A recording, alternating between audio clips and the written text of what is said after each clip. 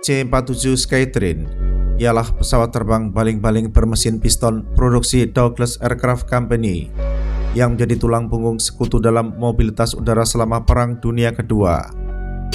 Wahana terbang yang mempunyai dua sistem pendorong tersebut bukan saja menjadi andalan sekutu dalam palagan di Eropa, tetapi pula dalam medan laga di Asia seperti India, Burma, Cina. Sesudah Indonesia memproklamasikan kemerdekaan pada 17 Agustus 1945, negeri ini membeli dan menyewa C-47 bekas pakai Perang Dunia Kedua untuk digunakan merobos upaya blokade yang dilancarkan oleh Belanda. Salah satu C-47 yang tersohor adalah RI-001 yang dioperasikan oleh AURI berkat kebaikan hati dan pengorbanan rakyat Aceh lewat sumbangan senilai 130.000 straight dollar agar Indonesia dapat memiliki motor mabur sendiri.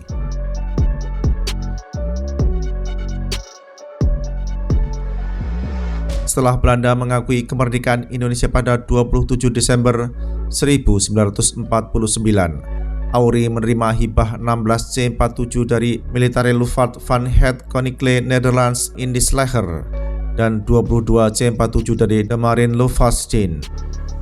Pesawat terbang yang posisi kokpit selalu mendongak ketika berada di atas tanah itu menjadi andalan AURI untuk memberantas pemberontakan yang bagaikan musim semi di wilayah ex-Hindia Belanda selama tahun 1950-an.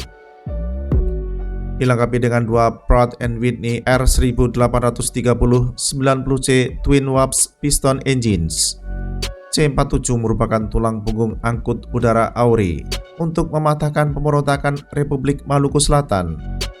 DITII Daud Pereh, DITII Kartosuwiryo, DITII Kahar Muzakar, dan PRRI Permesta. C-47 AURI yang mempunyai varian komersial yakni DC-3 terlibat pula dalam operasi Trikora untuk pembebasan Irian Barat dan operasi Dwikora guna mengganyang Malaysia.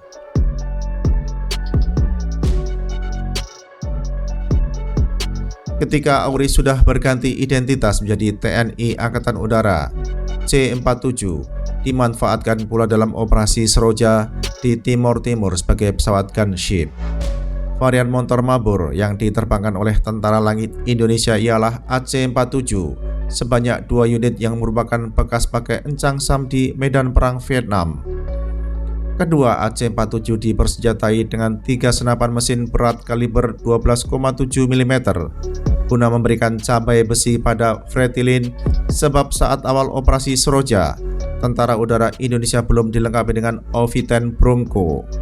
Peran AC-47 adalah mempersembahkan bantuan tembakan udara kepada satuan-satuan darat kawan yang tengah bermanuver dan bertempur menghadapi pemberontak Timur Timur.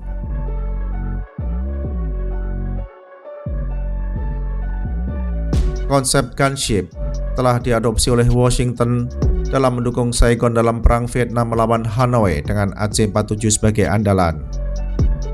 Walaupun secara perlahan peran AC-47 sebagai gunship digantikan oleh AC-130 yang merupakan turunan C-130. AC-130 yang ditenagai oleh 4 mesin turboprop telah berdinas sejak 1968 hingga detik ini di jajaran USAF. Terdapat beberapa versi AC-130 seperti Alpha, Hotel, Uniform, Whiskey, dan Juliet, namun secara umum dapat dikelompokkan dalam varian lama, yakni dari C-130A sampai C-130H sampai C-130C. AC-130 ialah senjata yang istimewa bagi Uwak Sam sehingga statusnya sama dengan F-22 yang tidak dijual ke negara-negara lain.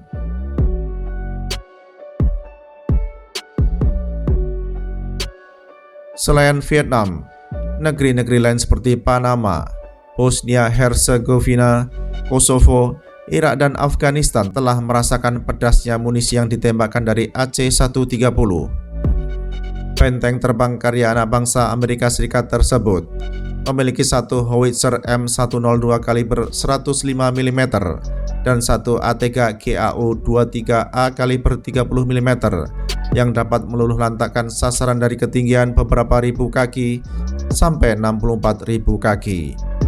Varian termutakhir yaitu AC130J yang memakai 4 Rolls-Royce AE 2100D3 turboprop engines, mengadopsi pula standoff precision guided munition seperti GBU-39, GBU-69, dan proyektil berpandu AGM-114 dan AGM-176.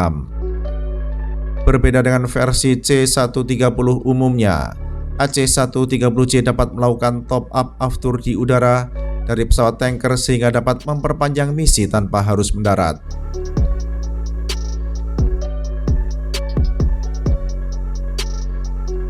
Dalam urusan membidik sasaran, terpasang sejumlah peralatan pada AC130 seperti radar serang, FLIR, countermeasures, dan mission system. Berbekal perlengkapan tersebut, motor mabur bermesin 4 itu dapat beroperasi di malam hari untuk menghancurkan target di daratan.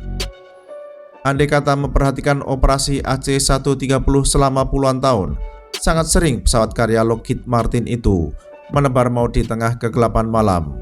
Tujuannya ialah membuat psikologis lawan terganggu, sebab mereka tidak dapat tidur nyenyak di malam hari.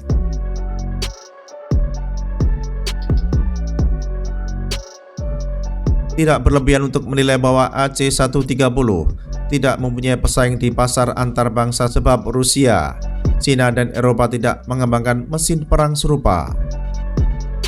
Kalaupun ada pesawat gunship yang dikembangkan, kemampuan yang dimiliki terbatas karena ukuran motor mabur yang dipakai lebih kecil daripada pesawat keluaran Lockheed Martin.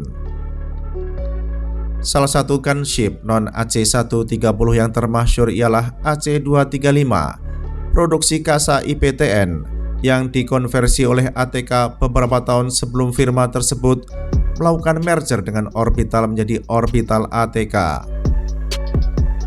Operator tunggal AC235 di jagat ini adalah Silah Al-Jaw Al-Malaki Al-Urduni yang mengoperasikan pesawat turboprop yang bersenjatakan kanon GAU-23 kaliber 30 mm, roket FFAR 2,75 inci, dan peluru berpandu AGM-114.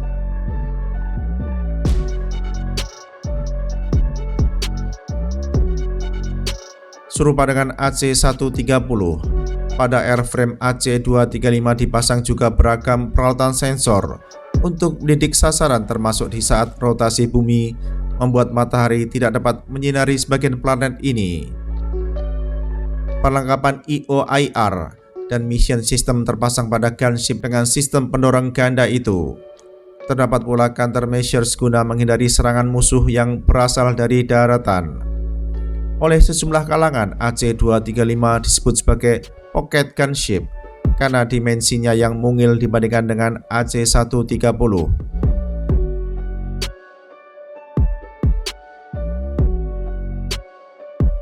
Sangat disayangkan bahwa tentara udara kampung Ratu Rania tersebut tidak lama menerbangkan gunship yang didorong oleh 2 GE Aerospace CT-7-9C turboprop engines.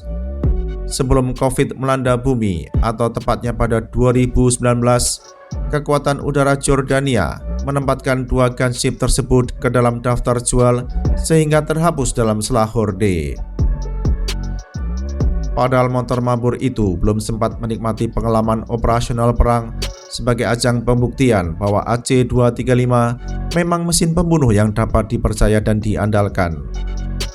Dengan demikian, kurikulum vitae AC235 cukup pendek di masa konflik terus membara di Barat Tengah atau di Tanah Arab, baik konflik yang dimunculkan aktor negara maupun aktor bukan negara.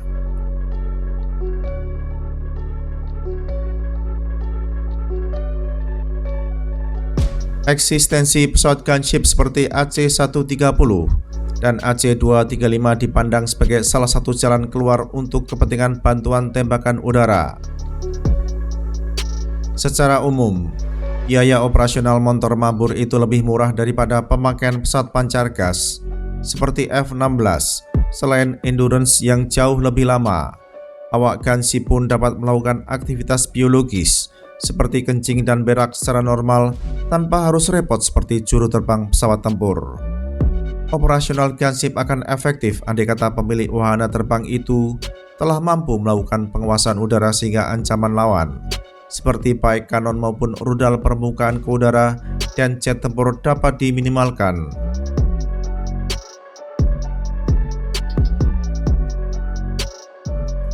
Indonesia juga tertarik dengan pesawat gunship sebagaimana ditunjukkan oleh sebuah syarikat milik negara yang bertempat di Andir. Guna mengimplementasikan hasrat tersebut, pesawat CN-235 Flying Testbed kedua dengan registrasi PKXNG direncanakan menjadi tempat uji coba konsep CN-235 Gunship.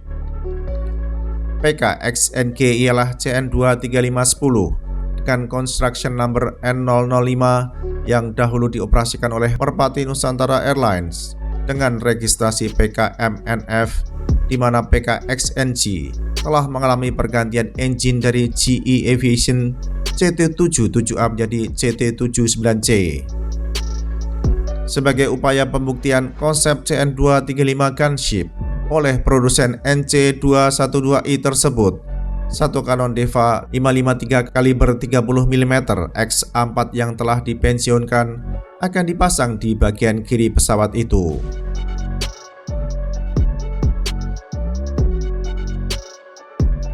Adapun pasar yang dilirik oleh CN-235 Gunship ialah pasar tradisional PT Dirgantara Indonesia selama puluhan tahun, yakni Timur Tengah, Afrika, dan Asia Tenggara. CN-235 Gunship digadang-gadang sebagai solusi murah bagi negeri-negeri yang ingin menjadi anggota perhimpunan Gunship, sebab selama ini klub tersebut hanya dimiliki satu anggota, yaitu Amerika Serikat. Seperti telah disebutkan, Om Sam tidak mengekspor AC-130 ke negeri-negeri lain. Dengan menerbangkan CN-235 Gunship, negara-negara eks-koloni Eropa dapat mempunyai solusi terkait kemampuan bantuan tembakan udara tanpa harus bertumpu pada motor mabur yang hanya dapat diisi oleh satu atau dua juru terbang saja.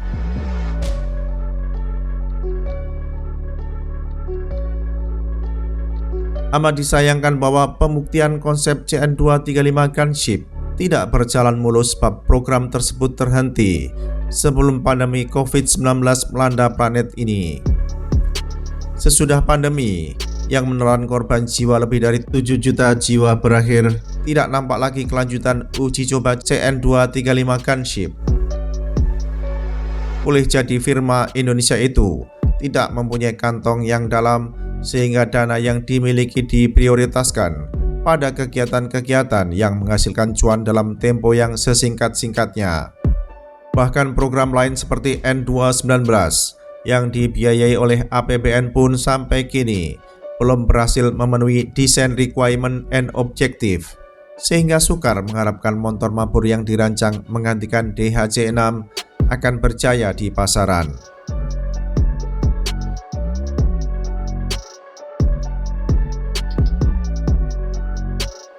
Terkait dengan Gunship, apakah Indonesia mempunyai konsep operasi bantuan tembakan udara yang mengandalkan pada mesin pembunuh terbang tersebut? Sampai saat ini, nampaknya Tentara Udara Indonesia masih percaya pada pesawat tempur pancar gas dan pesawat pejuang baling-baling guna memberikan bantuan tembakan udara. Belum nampak hilal bahwa Tentara Langit Kampung Tasya Farasya membutuhkan pesawat Gunship seperti CN-235. Bahkan di masa pabrik motor mabur di Andir menelurkan gagasan tentang CN-235 Gunship, sepertinya pihak yang diharapkan akan menggunakan solusi demikian kurang tertarik.